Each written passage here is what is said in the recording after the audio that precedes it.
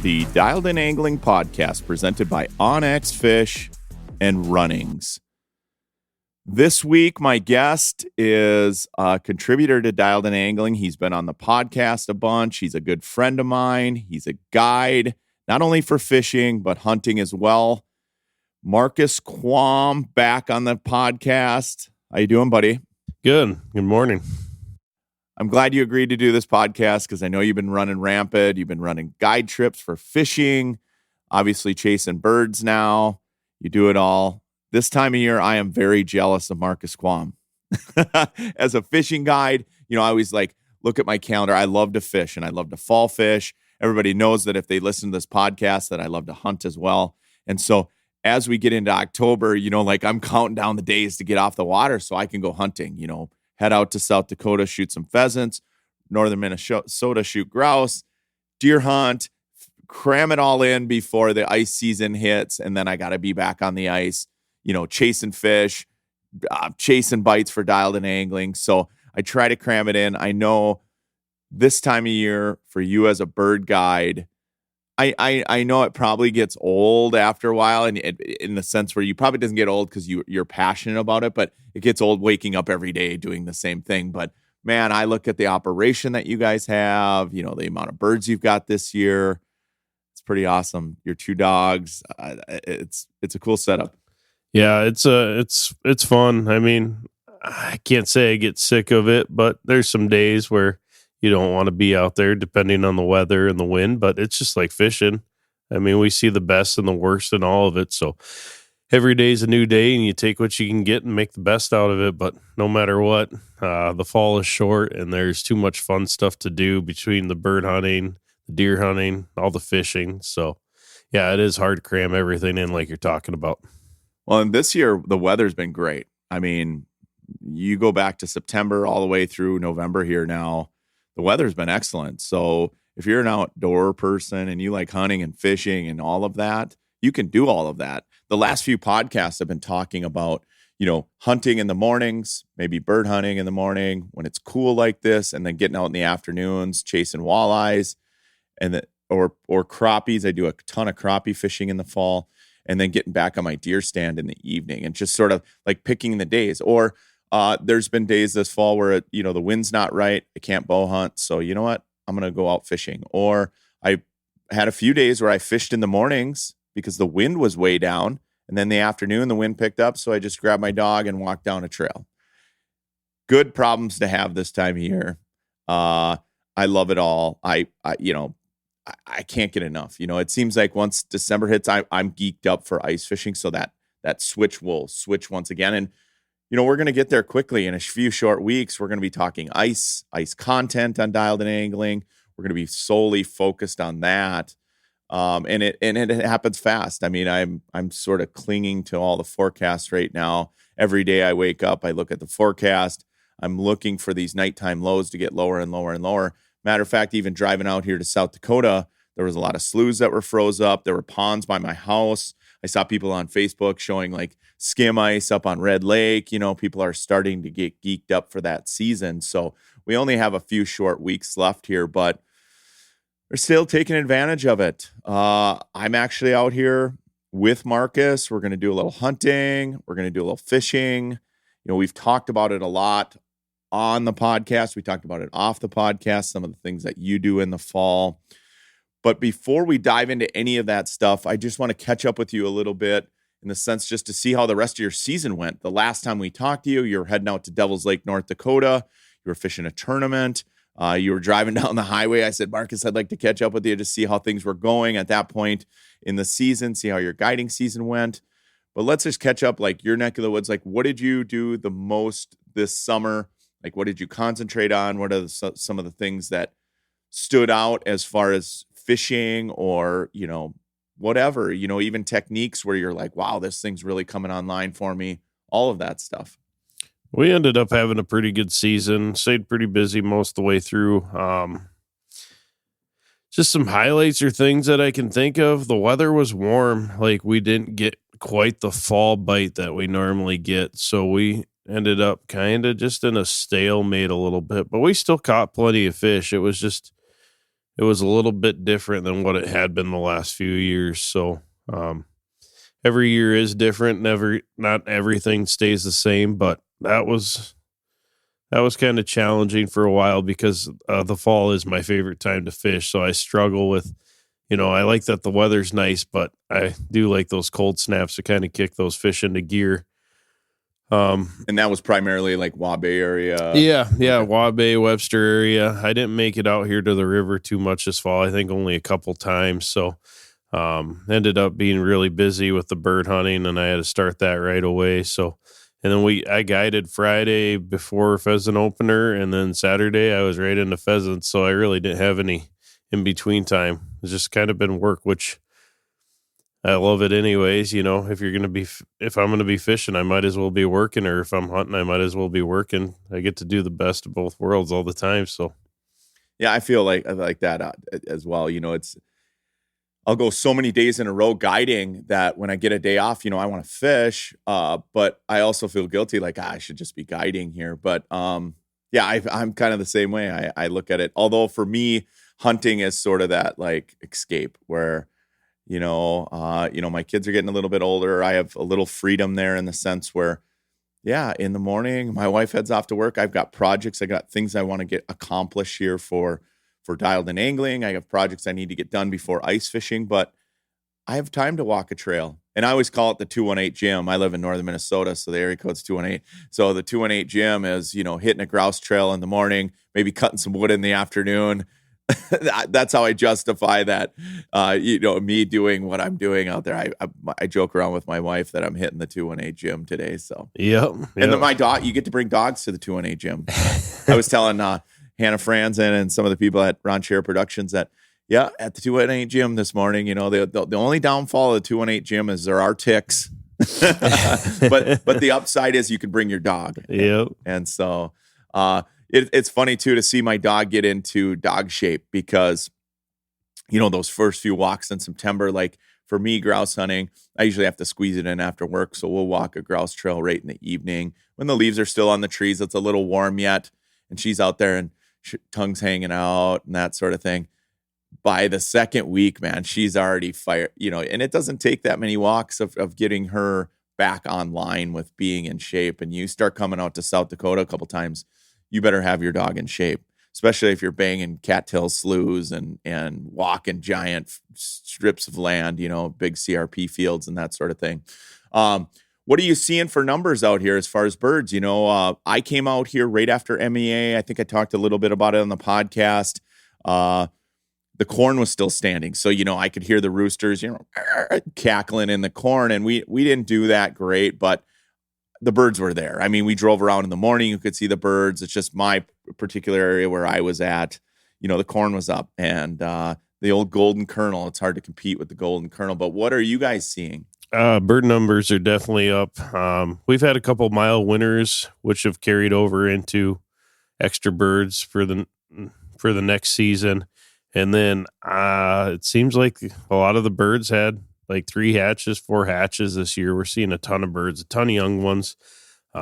We did we didn't struggle, but we didn't have the big numbers of birds early, like when you were out here, because all that corn was in, like you were saying. So it was a timing thing, hitting the right spot at the right time. But most of the corn's out now, I'd say probably 75%. And yeah, we're starting to see a lot of birds. I know the other day we had a big group from Texas. I think we had 15 guys, and in one push we ended up with like 41 birds. So, I mean, on wild birds, it's pretty crazy. I mean, just the amount. It's good. It's not quite like the early 2000s, but it's really close. Yeah. You talked about this warm fall. For me too, it was a little bit bittersweet. For me, I had some really good fall bites going, a really good plastic snap jigging bite, using the new Crush City jerks, throwing shallow. I think I told you, like, I've mainly been fishing in under 10 feet of water for the last month and a half. So the fish were shallow, but on that same breath, it seemed like Mille Lacs you had to work a little bit more from. They were more in their summer patterns. We were throwing bobbers and crawlers, jig crawlers, your leeches, if you could find them. It was more of those summer-like patterns instead of that hard fall change where it's like a really good jig and minnow bite, for example. Now is the kind of time of the year that turned into that. I have buddies that are out on Mille Lacs right now, absolutely smashing them on jigs and minnows, and they're having trouble finding minnows because a lot of bait shops are closed down. Everybody's wrapped up for the year. But I think we saw this last year. If you look back into last year's November, that first part of November, and then it turned a hard corner for us, right? It seemed like I was worried last year that we were going to have ice, coming off the year before where we had no ice, where, Marcus Quam was on Dialed and Angling giving fishing reports in his Blaze Orange. I was concerned that we were going to have that type of year, and it turned a hard corner. So I'm hoping that's kind of where we're going. I think surface temperatures are actually lower than what we saw last year at this time. I don't know what your thoughts are, but for me, at least in my neck of the woods, they are, talking about skim ice on ponds. And, I know during deer season last year, I was kind of sweating it. It was really warm out. Yeah, it just depends. Like, I would say Webster probably caught up with the lower water temps, but out on the river here, these things they're a little bit above what they were last year too at this time. So I think we're gonna cool down here pretty quick. We've seen just a little bit of snow, and we've had more wind. It seems like a little bit more volatile weather. I think it's going to change, and we're probably going to have more of a normal winter again. The snow geese think we are. Yeah. The amount of snow geese out here is mind-boggling. I always look at the birds and nature. I don't know how much you read into it, but I think there's some truth to it. I follow, when the birds start getting the heck out of here, something's coming. The deer start moving, they start feeding. You can tell things are going to happen. Before a front, all of a sudden you're like, gosh, it's super nice out. Why are all these deer feeding today? They know what's coming. You don't have to look at your phone or the forecast sometimes. You just watch them. Just like this year with the amount of acorns, where I'm from, the acorns were insane. You'd slip on them. You talk a lot about a lot of bear hunters that were complaining because of the amount of acorns and berries. Well, historically, when we have that, we get a lot of snow and it's a bad winter. And my son harvested deer last weekend for Minnesota firearm season. Got a decent buck with his rifle, and that thing was fat. And I always think, man, when those deer are that fat, we're going to have a winter. Yeah, Buddy and I were talking about it even earlier this year, end of August, beginning of September, watching his trail cam pictures. Like, those deer dropped their velvet early and got hardhorn. So we kind of looked it up to see what it was.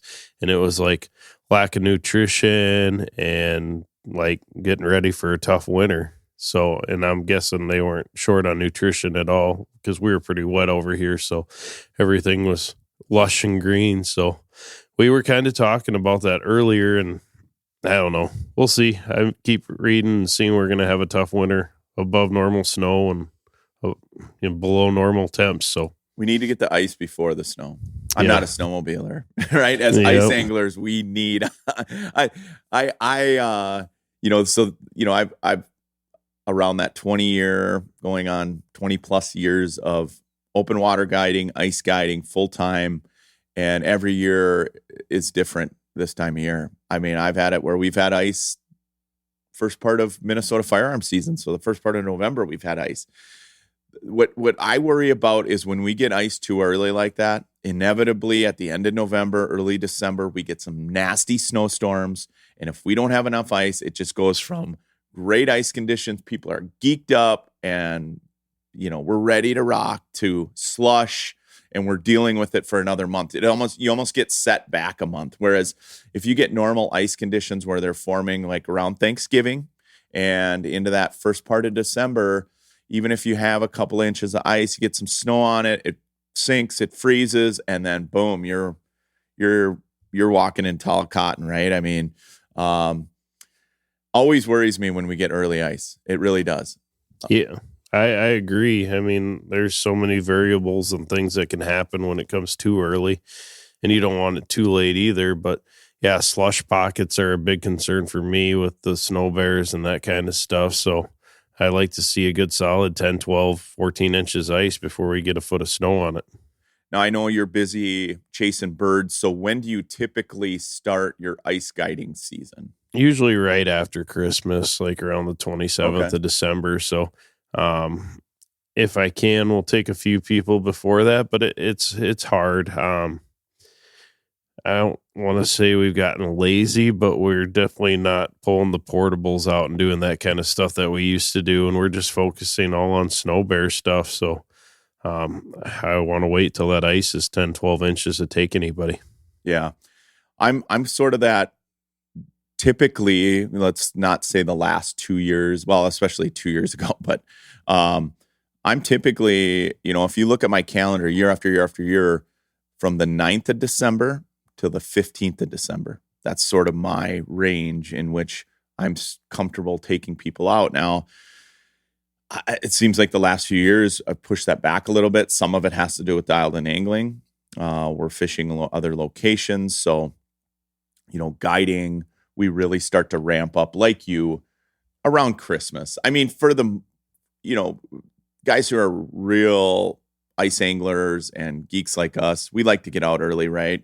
Sit with safely, spud bars, float suits, picks, get out there safely, checking ice. And, the fishing's really good.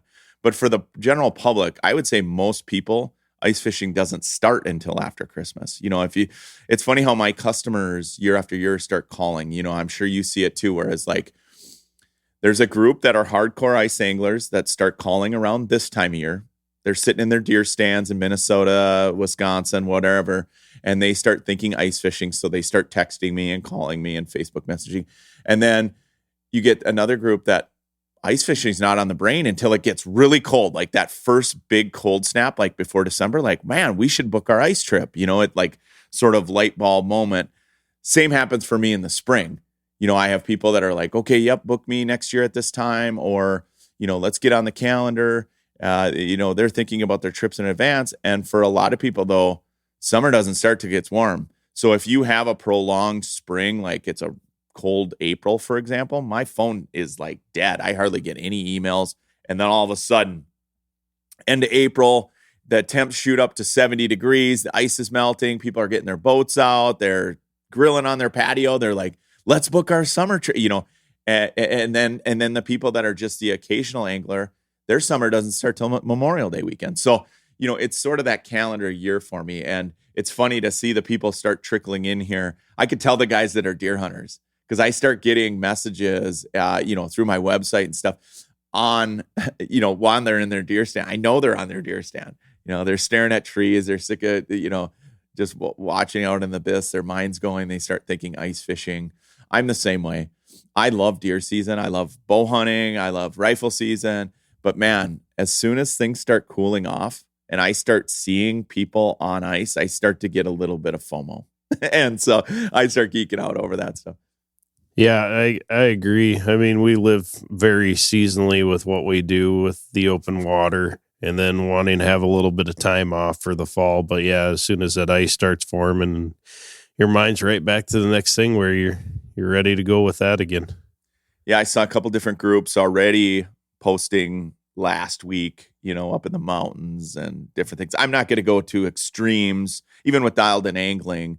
With the show that we have, I try to do sort of bites that I think are relatable or people could drive to, something within the grasp of our region, the Midwest, into Canada. But yeah, even having said that, these guys are on the ice. I was curious about it, because you start getting that November ice into early December ice. For me, the fishing's really good. I love that time of year. I do. And historically, because I've run a guide service, that was the time of year that I could get out and ice fish without having to worry about guiding, checking ice conditions, getting on bites that I probably wouldn't be able to get back to until late March or April again. And so that means, pan fishing, bluegills, sometimes perch. I love what you and I have talked about, fall perch fishing. It's one of my favorite things to do in the fall. It's one of my favorite things to do on ice. And sometimes that early ice perch bite for me is really good. It may not be like that March stacked up, type of deal, but I'm getting good perch shallow, and that's fun. I love doing that. Yeah, I agree. The fun thing about the fall is, we've talked about this too, is kind of using our boats to scout to where we're going to start. And then that just translates in the first spots you kind of start checking for ice fishing too. So, we get busy doing that too. There is too much stuff to try to pack into the fall. I always say, like, I have like a hit list of lakes that I want to hit with my boat in the fall before it ices over, so that I know exactly where these fish are at. One of the first Dialed and Angling episodes, if people want to go back on YouTube, take a look at the first episode we shot 2 years ago. It was me and Nick Sakella, and we were on Mille Lacs, and then a small lake close to Mille Lacs. We scouted walleyes, and then we scouted crappies. And I wanted to just sort of demonstrate for the audience how I go about scouting for fish, because, people think open water and ice fishing are like two different things, but those fish will relate to those same areas. Like, I've had it on Mille Lacs where I've caught them in the fall in a particular location. I've went back there like 3 weeks later when it was capped over, and just as many walleyes were stacked up in that same spot, and we absolutely smoked them. I ended up guiding in that spot for about the first 2 weeks of the season because it was easy to get to. I could walk out. The ice conditions were great. And it's amazing how those fish relate to that. Same with crappies. I wanted to showcase crappies because they hit a wintering basin, right? They'll relate to that same area of that wintering basin. And a lot of lakes that I fish, you start like hunting down basins, even with forward facing sonar. Well, in the Snow Bear, you fish a lot of different basin situations. It can get daunting in the winter. You can drill holes and drill holes and drill holes and drill holes. Whereas if you were able to get out there in the fall with your boat and mark those spots, you can land right on the X right away. It's no different than I see all these ducks and snow geese landing on the one spot on the field where they want to be. That's no different than in the fall. When you're out there, they're in that wintering basin. They're in there for a reason. There's bloodworms. There's activity on the bottom. For you guys, the forage may be a little bit different, but for us, it seems to like invertebrates are already popping out of the mud. You have bug activity out there. Those fish are out there for a reason. It's feed, and they're going to be there as soon as that ice is capped over. Yeah, it is fun to kind of get out there and do that and see what's going on and see the numbers. A guy can kind of test out the lake a little bit to see the size structure, because everything in our area cycles so much. That's a big thing. Is like 1 year it's really good and you want to be there, and the next year you're like, all right, we gotta wait a year or two and let these fish grow. But yeah, that's what's cool about the pothole region where you're at. You have a lot of different lakes to choose from and move around. Our lakes are no different. People think a lot of it has to do solely on fishing pressure. I beg to differ. I think sometimes you just get those big year classes of perch that boom, and then it's sort of like they die off and they get fed out. I don't know. It's just like you have boom bust cycles. We see it with natural spawning with walleyes, with panfish, with perch. And yes, sometimes on smaller lakes or smaller potholes, certainly fishing pressure has a play into that. But I think a lot of times, like, they just grow out of it. Like, we see perch like on Mille Lacs that'll grow super, super fast, and then they sort of disappear, and people are like, they got fished out. I don't think they did. I really don't. I think something happened. Things changed. Mille Lacs certainly had a lot of changes over the past decade here, with changes in the lower food web. And yes, sometimes like last year, there was a lot of fishing pressure, but normally there isn't that much fishing pressure solely on perch or a specific species on a body of water. And I'm sort of the same way. I think the game for me as a guide and for Dialed and Angling is like figuring out different bites throughout the year, but throughout the years where it changes from body of water to body of water. Because I know for me, there's a couple lakes right now that I fished last winter that I didn't get to this summer. And I can't wait to hit the ice this winter, because those year classes of fish were coming up big and there was no one out there. And I'm talking a couple lakes that have really good crappies in them. I have a couple lakes that have really good perch in them where I'm like, whoa, I can't, like, I'm sorry. I hope no one sees me out here type of bites, where one crappie lake in particular, I did fish it this summer with my son. We went out jig wrapping. Absolutely smashed them. I will be back there as soon as we get ice, because we caught a ton of big crappies. Like, the numbers were off the charts. Usually when you get into those big crappie situations where it's all big crappies, like everyone you catch is over 12 inches, 13, 14, upwards of 15. Usually it's not a numbers game at that point, right? It's twos and threes coming through, onesie, twosies, sort of like the Red Lake, scenario where, you're picking off individuals of fish. This body of water was like, whoa, look at these schools of giants. And they all average 12 to 13-inch fish.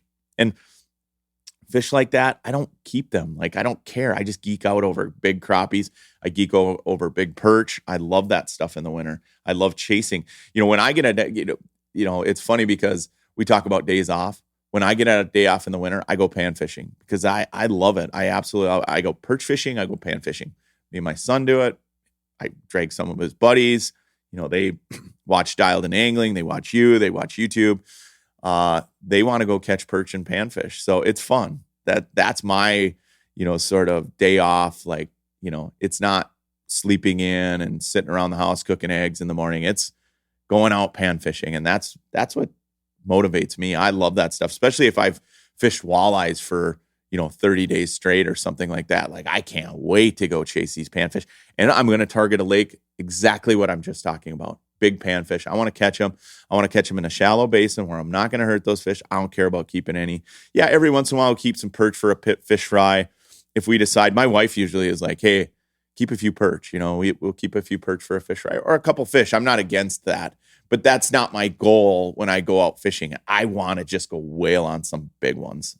Yeah, I agree. I like, you don't want to do the same thing every day. It gets a little monotonous, right? So it is fun to change it up and try something different. We don't have quite the panfish lakes like what you guys do. We got a few of them. So I don't get to do it as often as I'd like, but I do really enjoy that too. You have some gems though. We do. I know where there's some gems. We do have a few good ones too. And he doesn't want people to No, I'm kidding. You guys have some gems. I know now when you have younger kids, especially with the snow bear, we talked about it last night at dinner, like how cool is that to just pile them in the snow bear and take off and do a fishing trip and just do it for the day. I like adventures like that with my family. Last year for Christmas, we took the snowmobiles out, brought the otter pop-ups out, brought our dog, threw the dog on the snowmobile and ripped out. And that was sort of our Christmas adventure. We had it was like the 23rd, 24th, we had Christmas dinner at my parents' house, but we're like, well, what should we do during the day? And my son's like, well, let's go fishing, so we went ice fishing and it was fun to have everybody out there. My daughter, my wife, everybody had electronics down. We had snacks. It's fun. I love doing that. We do the same thing like with our wheelhouse and like getting the family out there. That's another thing that I really cherish now, as a dad and as a family man, is like getting my whole family, not just me and my son or not just me and my daughter, but like the whole family out and just enjoying our time together. The wheelhouse is fun because it's obviously camping and it's super cool being in the Yeti, right? But those are memories that I'll never forget. I know a few years back, we watched the Super Bowl from our Yetis and my wife made a bunch of food and we had some other friends out there as well and their kids, and we were catching perch. And the kids will never forget that their whole lives. I could run into my buddy's kids or my kids, and all I'd have to say is, what was your favorite Super Bowl moment? And they would talk about catching perch on we were wailing on them and then eating food. It was so fun. The kids, we were to the point where the kids were keeping perch too. I mean, they were filling buckets. I'm like, all right, guys, no more perch. All right. We're not keeping everyone's limit of perch here. Minnesota is 20 perch, right? So I'm like, no. Okay, that's enough, but the kids had so much fun. They were running outside catching them. They were catching them in the wheelhouse. Those are memories that I'll never forget. I have some great ones guiding and I have some great memories of catching giant fish, but that ice fishing memory I guarantee that they'll have it for the rest of their lives. I have it etched into my brain as well. Yeah, that's awesome. Yeah, I can't wait till my kids are just a little bit older where we can start doing some more of that stuff and the attention span's just a little bit higher. So your kids are little, so I always tell people if you have little kids or grandkids or whatever, we as anglers get focused on the fishing part and they need to catch as many as possible. That's not always the case. You need as many snacks as you can pack in there. You need minnows, even if you're not going to use minnows, you put them in a minnow bucket. I used to tank a fish for my kids, even if I wasn't keeping fish. This poor fish would get absolutely played with. And, I would throw a walleye in the well. I would throw a panfish in the well, whatever it was. So they had something to play with. And, I sort of looked at it like training puppies. as soon as they got bored, all right, guys, it's time to go in. Let's go get ice cream. Yep. Right. You know, it's sort of like training puppies. When you're done, you give them hugs and maybe not ice cream, but you give them treats.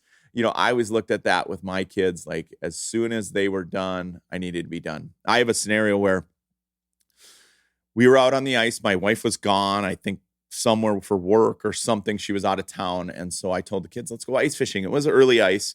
My buddy lived on this private lake. Well, it just didn't have a public access. I wouldn't say it was private, but he lived on this lake that we could walk out. And the weed bed was just off of like 100 yards off a shore. And you could put out tip ups and catch bluegills and crappies. It wasn't that we caught huge fish, but it was numbers and it was action for the kids. The tip ups were insane. Usually you're catching largemouth bass and pike. It was just a fun kids fishing deal. So I took them out there. It was a nice day.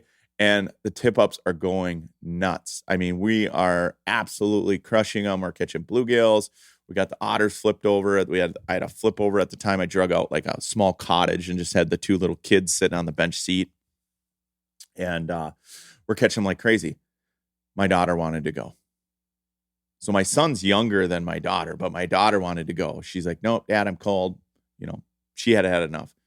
My son was not leaving. He's like, we are not leaving. Like, he was freaking out, you know. And I think the kids at the time, my daughter was maybe 8 and my son was probably 6. And so I kind of like, okay, Hannah, well, let's get some snacks. I can't remember if we cooked hot dogs or something goofy, like to distract her mind. She would get you in front of the heater in the flip over. And then she was on there for a while.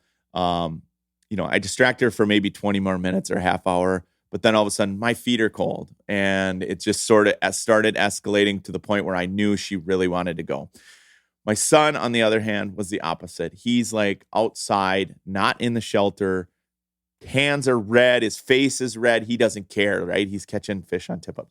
So he's out on the ice. Hannah's like storming towards shore. She's like, Dad, we have to go. We want to, you know. I'm like, listen, Hannah, you know, let's just, I'm trying to like slow her down, right?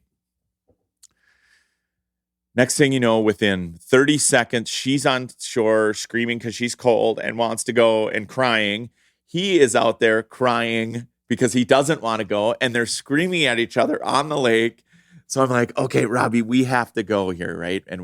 And so we packed up everything. They're both in the car just bawling.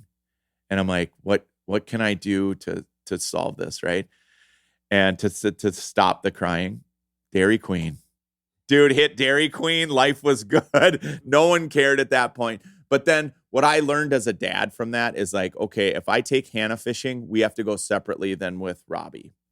You do. Yeah, I told my wife, I said, as much as I want to have both kids out there at the same time, we have to separate them. I have to take Hannah at one time and take Robbie at a different time, at least for a while here, because she has a shorter attention span than him, and he wants to be out there all day. And so I don't want to ruin her from fishing. I want her to love fishing. I want her to be a fun experience. Same with deer hunting, same with turkey hunting. So I've done that. I did that for a long time where I separated both kids. I would take Hannah hunting separately than Robbie. I would take Hannah fishing separately, because there was a time where she didn't want to go ice fishing anymore. And that sort of concerned me as a dad, because we're outdoors people, you know. Even though my wife's not a huge angler, she loves being outside. She loves doing stuff, experiencing things like this, adventures. We do adventures as a family, and I want it to be an enjoyable experience. And so, yeah, it just I've had to do that. Now that they're older, obviously things change, but still the attention span's still a little different for the two, and the experiences are a little different. My daughter, deer hunting, she loves it. I love seeing her deer hunt, because when she kills a deer, her adrenaline is, she's just shaking, and she loves it, right? Turkey hunting the same way. My son does too, but my son is like us, you know, where he's got a target buck. He's just geeking out over deer picks and trail cams. And so, you know, it's neat to see both of them kind of in those arenas. Same with fishing. We always have a competition in the boat, right? Who's going to catch the biggest? You know, it doesn't matter if we're bass fishing off our pontoon or whatever. There's a tournament involved. And so it's fun to see them grow into that. We're going to take a quick break. When we come back, I want to hear a little bit more about what you got lined up here for the winter, what you're thinking as far as the fisheries. I know you said, Marcus, that there's a lot of cyclical things and cyclical nature to what's going on in your neck of the woods. I want to hear about that because a lot of our listening audience loves fishing that Glacial Lakes area. So I want to touch on that. We should also talk a little bit about what we're doing out here. Coming up, we've got a dialed in angling episode. I don't want to tease it out too much, but I want to talk about kind of the locations we're fishing. We're filming or we're recording this podcast right now. The sun's coming up. There's thousands of geese out the window. It's fall. Things are happening. We're getting close to ice. Fish are putting the feed bag on. Stay tuned. We got more dialed in angling with Marcus Quam from South Dakota when we come back. OnX Fish is the best tool I have ever used for finding new lakes to target. Quickly filter lakes by species, then select trophy potential, high abundance, keeper potential, or high stocking effort to find the fish you're after in the size and the numbers you are trying to catch. Download from the App Store today to get research tools for the serious anglers and beginners alike, giving you the data to target the right lakes and the confidence to get there. Use tools like recent imagery, fishing hotspot data, or the best-in-class weather features that call out current wind, weather, barometer, moon phase, majors and minors, along with precip and more. OnX Fish is a phenomenal tool both on and off the water for discovering new fishing opportunities, many of which you'd never known existed. Download OnX Fish Midwest today, the app that is changing the game on ice and open water. Runnings Home, Farm, and Outdoor stores are celebrating 78 years, serving 90 local communities across the Upper Midwest, the Northeast, and America's Heartland. Runnings has everything you and your family need for your home, on the farm, and in the outdoors. Lawn and garden, hardware, farm and ranch supplies, sporting goods, housewares, snacks, and everything for your pets. Go to runnings.com to find one of the 90 locations near you or shop online anytime at runnings.com. Runnings, your home, farm, and outdoor store. All right, Marcus. So I want to hear about your neck of the woods, fishing coming up for ice fishing. I know a lot of our listeners are super passionate about fishing in the Glacial Lakes area. Even just driving to meet you, I look at lakes like, oh, I fished that one, that one, that one. As they're popping up on my OnX map, as I'm driving, I'm like, oh, I can't wait to get out here and fish in the winter. I love this area for ice fishing. I fell in love with it years ago when I was 17, 18 years old, coming out to Waugh Bay area to fish, Enemy Swim, some of the lakes around where I was like, I had no idea these lakes were out here. I grew up in northern Minnesota where there's lakes everywhere, right? We didn't drive to South Dakota to fish, but I had some buddies that were from this area and they're like, you should come out and fish. And I'm like, okay. And just sort of went on a whim. And this was like, late 90s, early 2000s. And I was just blown away at the fishing and fell in love with it back then. And I've always loved it. What are, some highlights, some things you can talk about as some of the fisheries in your neck of the woods that, I know I have buddies this summer that are like, wow, this lake was on fire all summer. Can't wait to get out there this winter. Are there lakes that you can talk about and maybe tease our listening audience that things they should look for, or lakes that they should be hitting or have on their radar as they're looking to do a trip in your neck of the woods? Well, it was no secret that Bitter was really good this summer. A ton of fish, like huge numbers, like, 50, 60, 100 fish days.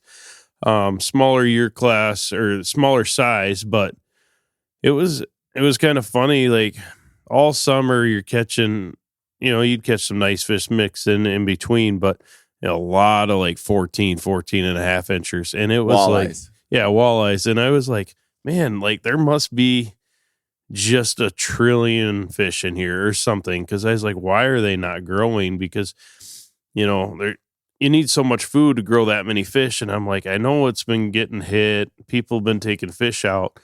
And I think it was probably in September. I couldn't remember the exact date, but all of a sudden it went like 1 week. You just saw it like 14 and a half inches to like all these fish are like 15 and a half, 16 inches. Like they just started growing. And And that was really cool to see. So, I mean, obviously that's going to be one lake to look at this winter. A lot of walleyes. I didn't sample too many perch out of there this year. I think the numbers of perch are low. I almost think our state's done too good of a job of stocking walleyes in some of our lakes, where it's been kind of harder on some of these perch populations. Wabe, that's got a lot of fish in it, and that didn't get much pressure this year, but I don't know if there was just more of a forage base in there where those fish didn't need a bite, but I did hear some good perch bites going on this fall, kind of south of us and some of those areas like Poncet and Thompson. I know I don't get down there very often, but it sounds like some of that stuff was kind of busy with some decent perch. So hopefully we're going to be surprised with some more perch bites this winter. I know last year was okay. It wasn't great, but we have plenty of walleyes to go after too. Going back to our conversation of finding them on open water, and then that correlation relates directly to ice. I'm a firm believer. Like if you're whaling on that type of numbers of walleyes, open water in the fall, as soon as this ice is capped over, you're going to find those kind of numbers. Okay. You may not have the hundreds of fish, but you're going to have really good ice fishing days. And when I look for quality fishing trips, I look for some lakes where I can get absolute giants. And I look for other days where I want to get a tug on the line. I mean, nothing better than sitting in an otter, sitting in a snow bear, sitting in a yeti, and just having rattle reels go off, having dead sticks going off, catching them jigging, seeing activity. They don't always have to be giants. Having numbers like that on an ice fishing adventure, that's huge. People drive from all over the country to experience stuff like that. I know you do it out in your snow bear quite often.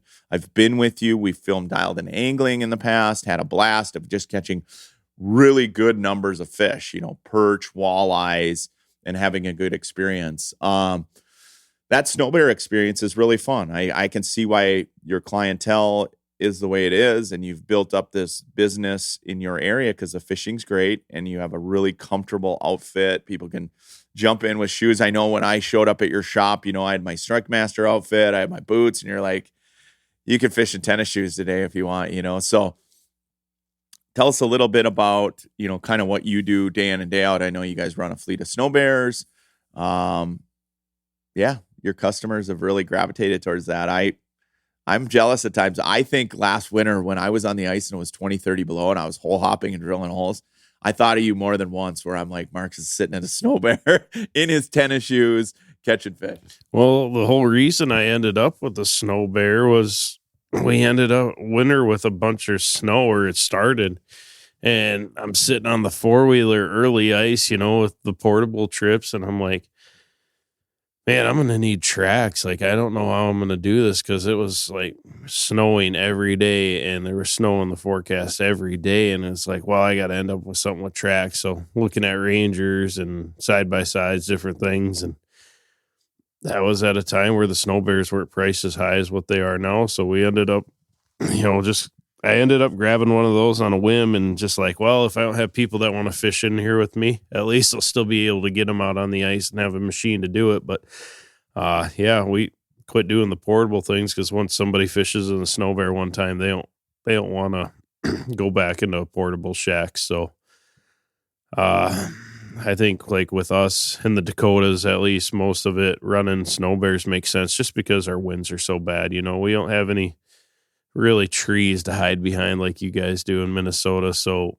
the portable shacks can be tough. I know even if a guy's just running shacks, it makes more sense for them to do like a hard side, like a Zach shack or something like that. So yeah, I used to run snow bears, and we would daisy chain our otters behind the snow bears, and we more or less would use them for people transporters, and track machines where we get a bunch of people out. And I tell you what, on a year where you have a ton of snow, for me back then, I was the only game in town. So I was the only one hitting spots. There was no one out there. There's very few people. I mean, there was a few guys that would be out on the weekends in a snowmobile pulling an otter behind them.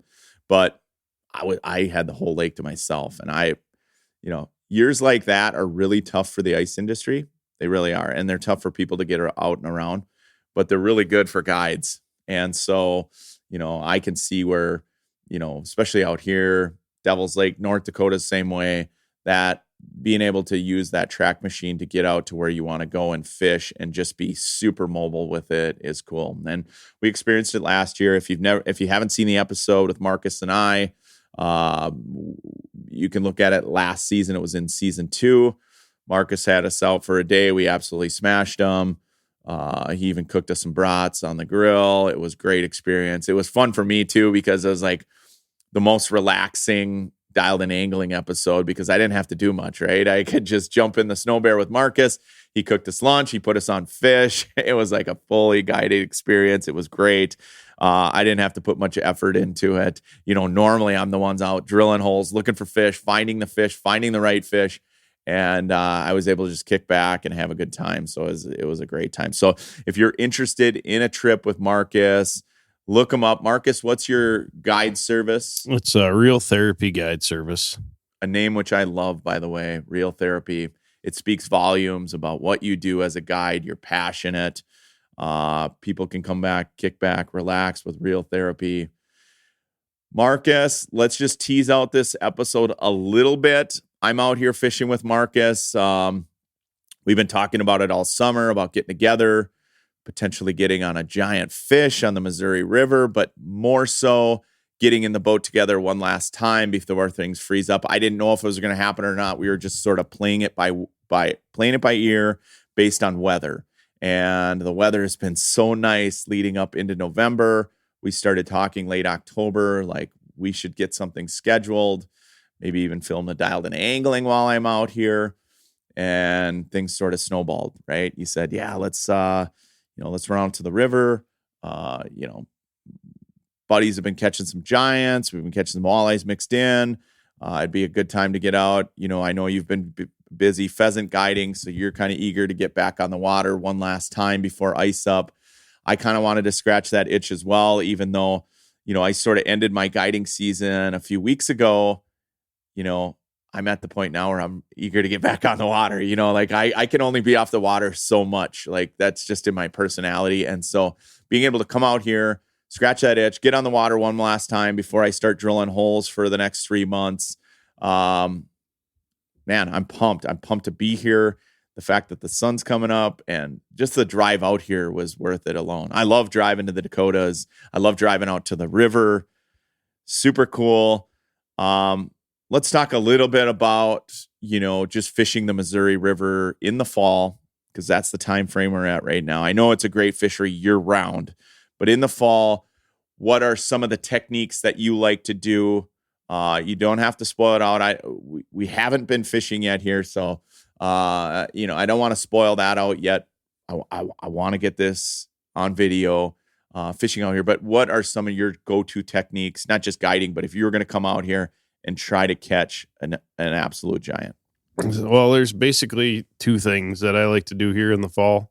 And one of them is jigging and using like jigging wraps, that sort of thing. Ding, ding, ding, ding. You had me at jigging wrap. I love jig wrapping. So that's my favorite way to catch them. But there is like a certain point or certain time out here where it does get tougher jigging. And then you kind of have to troll, and I like using big crankbaits, trolling slow. I do a lot of snap waiting in the fall. It just seems like that follows the boat a little bit better, no matter the wind or the current I'm in. So tracks those baits. Yep. Yeah. Those would be the 2 main things that a guy would do out here. There's obviously a huge stretch of water here, and those fish move and migrate, and they follow the bait. So there's a lot of things to cover, a lot of water to look at, but it's magical. It can be a really cool place. I've been spending a lot more time out here the last few years. Not as much this fall as I have the previous couple, but this is kind of where I like to end my season, to try to catch one of those elusive teeners. Yeah, trolling is a good way to do it out here. It really is. As much as I love jigging, I'm a jig fisherman. If anyone knows me, I will jig. I'll jig plastics. I'll jig jigging wraps. I love jig fishing for walleyes. But I am also a very good troller.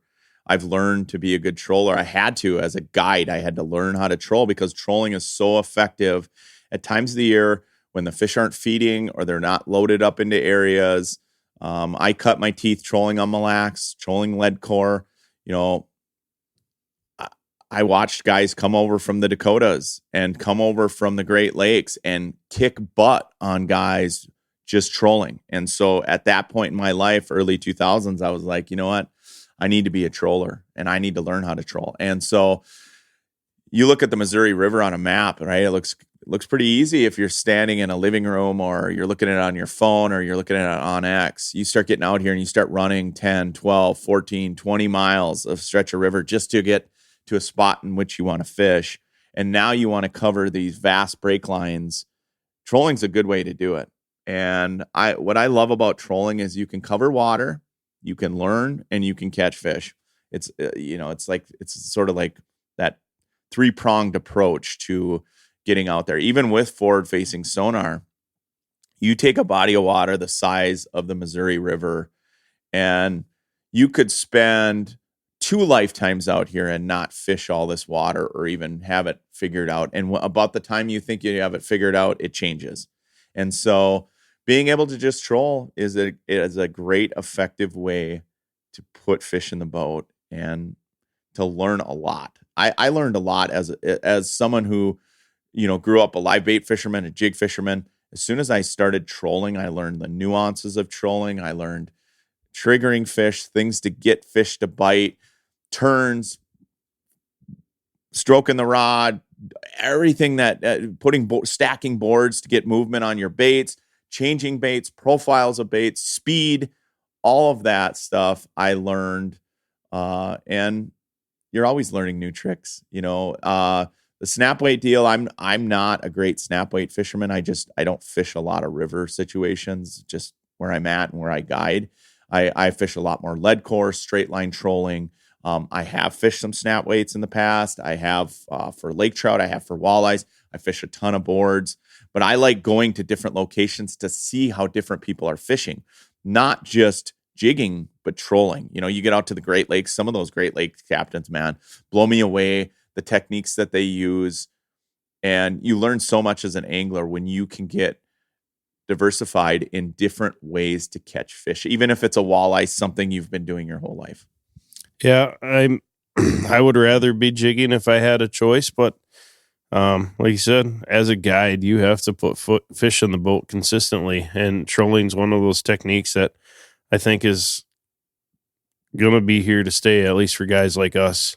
I know everything's changed in the tournament world with forward-facing sonar and different things, but there's weather conditions, days, and just depending on who you have with, where trolling is your best option.